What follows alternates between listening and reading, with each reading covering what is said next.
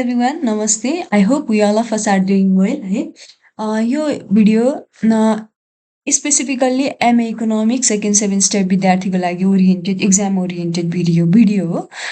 अस्ति भर्खर हामी सबैलाई थाहा छ होइन, परीक्षा नियन्त्रण कार्यालय बल्खुले एक्जाम रुटिन निकालिसकेको छ सेकेन्ड सेमेस्टर विद्यार्थीको लागि, जसमा हाम्रो एक्जाम चाहिँ वैशाखको 7 गतेदेखि हुने कुरा छ होइन, फाइनल भइसक्यो होइन।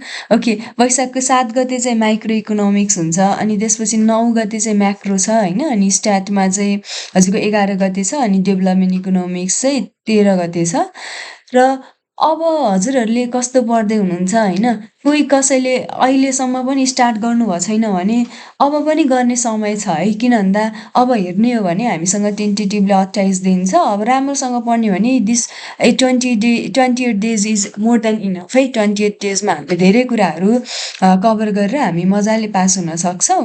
र यही इक्जाम आउने कुरोलाई नै मध्यनजर गर्दै हाम्रो एमए इकोनोमिक्स नेपाल टिमले चैतको 13 गते, अब आउने 13 गतेदेखि 20 दिनको क्र्यास कोर्स चलाउँदैछ, जसमा हामीले प्रत्येक सब्जेक्टहरू हजुरहरूलाई कोच गर्छौँ होइन। हामीले माइक्रो इकोनोमिक्स चाहिँ बेलुकाको 7:25 देखि 8:25 राखेका छौँ। त्यस्तै म्याक्रो हाम्रो बिहान 6:40 7:40 छ, अनि स्ट्याट हाम्रो बेलुका 8:30 देखि 9:30 छ, र डेभलपमेन्ट चाहिँ बेलुका 6 बजेदेखि यो बेलुका होइन, यो बिहान हो है, सरी, बिहान 6 बजेदेखि 6:40 AM छ है त।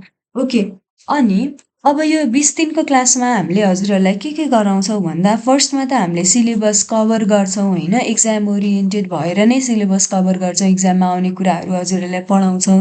त्यस्तै अर्को भनेको पहिला के कस्ता क्वेसन आएका छन् त्यो पनि हामीले मजाले डिस्कस गर्छौँ, होल क्वेसन डिस्कस गर्छौँ। त्यस्तै हामीले एन्सर जस्ट आएर मात्र बुझेर, दिमागले बुझेर मात्र भएन नि त होइन, त्यसलाई त हामीले कपीमा मजाले लेख्न सक्नुपर्ने भयो त्यो 3 घन्टाको समयमा होइन। त्यही भएर त्यो 3 घन्टाको समयमा हामीले टाइम म्यानेज गरेर के कसरी एन्सर लेख्ने त्यो पनि हामीले डिस्कस गर्छौँ। र यदि हजुरहरू यो क्लासमा जोइन गर्न चाहनुहुन्छ भने हाम्रो यो वाट्सएप नम्बर छ 9825373375, यसमा म्यासेज गर्नुहोला, अनि त्यसपछि हाम्रो क्लास हजुरहरूले जोइन गर्न सक्नुहुन्छ।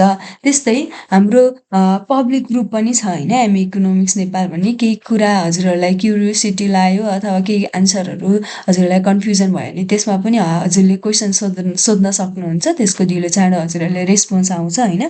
त्यस्तै हाम्रो मेसेन्जर ग्रुप पनि छ, त्यसलाई पनि भरपुर मात्रामा युज गर्नु होला होइन। हजुरहरूलाई कस्तो कन्फ्युजन छ त्यो त हजुरहरूले हामीलाई सोध्न सक्नुहुन्छ है त।